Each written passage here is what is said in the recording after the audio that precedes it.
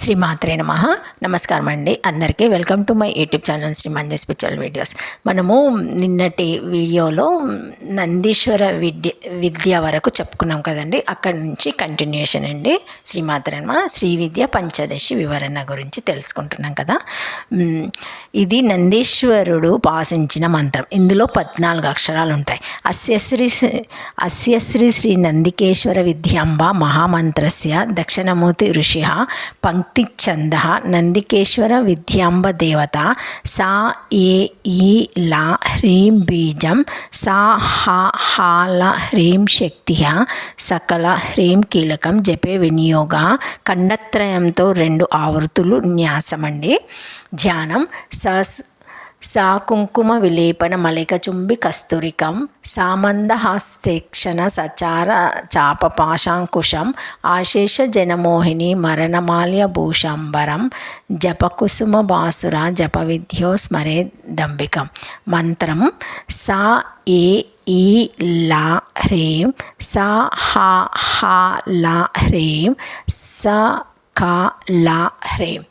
ఈ రకంగా 12 మంది ఈ మంత్రాన్ని సూక్ష్మ భేదాలతో జపించారు.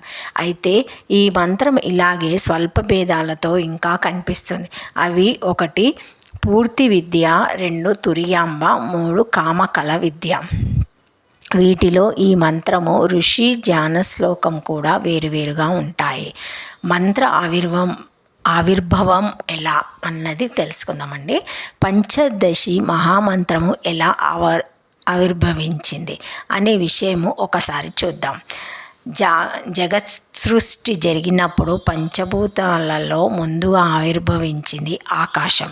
తర్వాత ఆకాశం నుంచి వాయువు నుంచి అగ్ని నుంచి జలము నుంచి భూమి ఆవిర్భవించినాయి.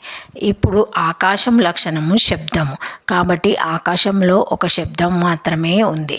ఆకాశం నందు శబ్దము 1, వాయువునందు శబ్దము స్పర్శ 2, అగ్ని యందు శబ్దము స్పర్శ రూపము 3, జలమునందు శబ్దము స్పర్శ రూపము రసము 4, భూమి యందు శబ్దము స్పర్శ రూపము రసము గంధము 5.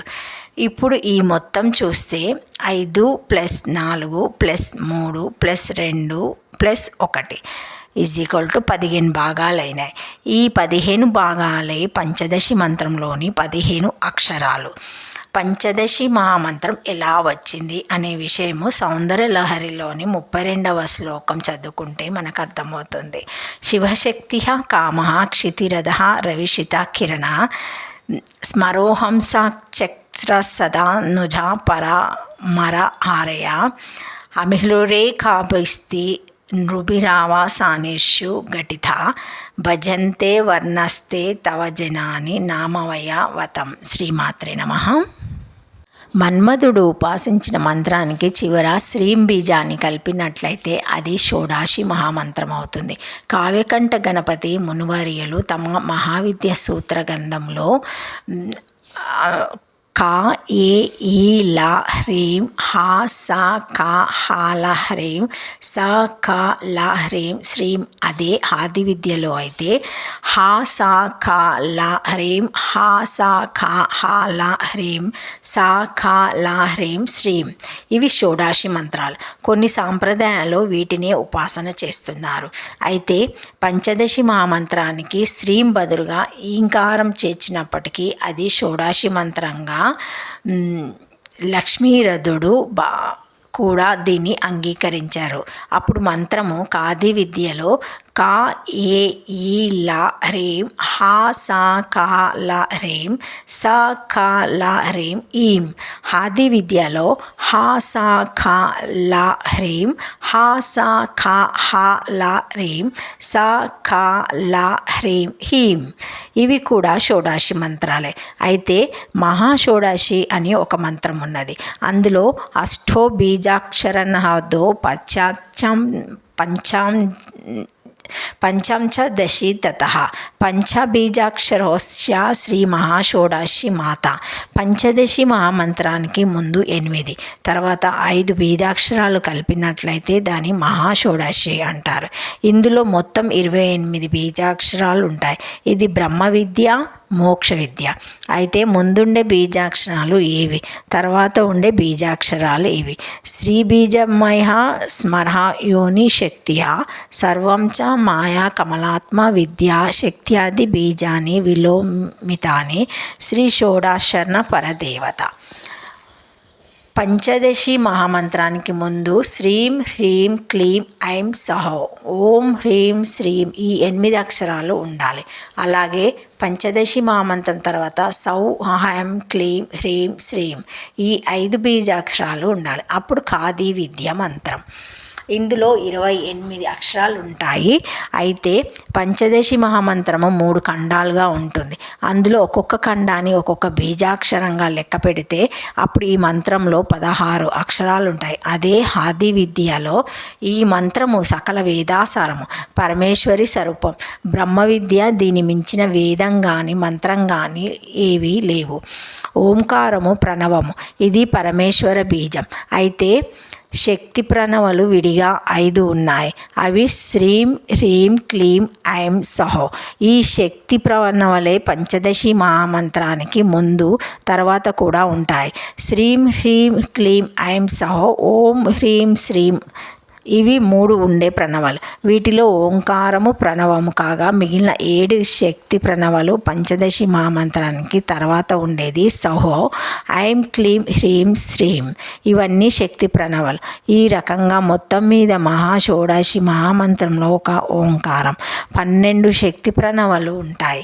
మంత్రశాస్త్రం మొత్తం మీద ఇన్ని ప్రణవాలు ఉన్న మంత్రము మహాషోడశి తప్ప ఇంకేదీ లేదు. అందుకే ఇది అంత గొప్ప మంత్రమైంది.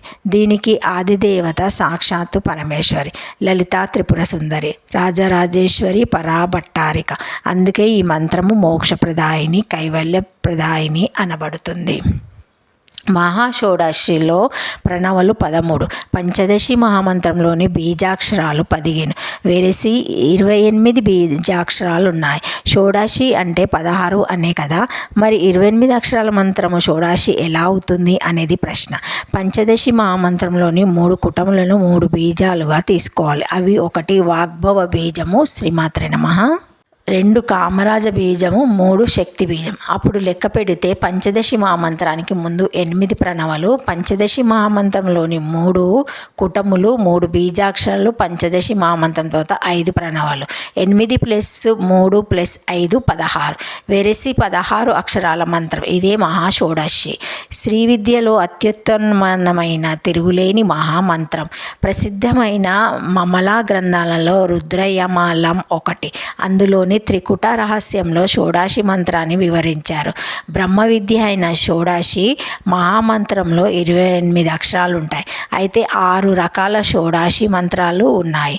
షోడశి మహామంత్రము అస్య శ్రీ బ్రహ్మ విద్య మహాషోడశి మహామంత్రస్య దక్షిణామూర్తి ఋషిః పంక్తి ఛందః మహాత్రిపుర సుందరి దేవత ఐం బీజం సౌ శక్తి క్లీం కీలకం మహాత్రిపుర సుందరి అనుగ్రహ ప్రసిద్ధ సిద్ధ్యర్థే జపే వినియోగ న్యాసం హైం క్లీం సౌ సౌ క్లీం ఐం.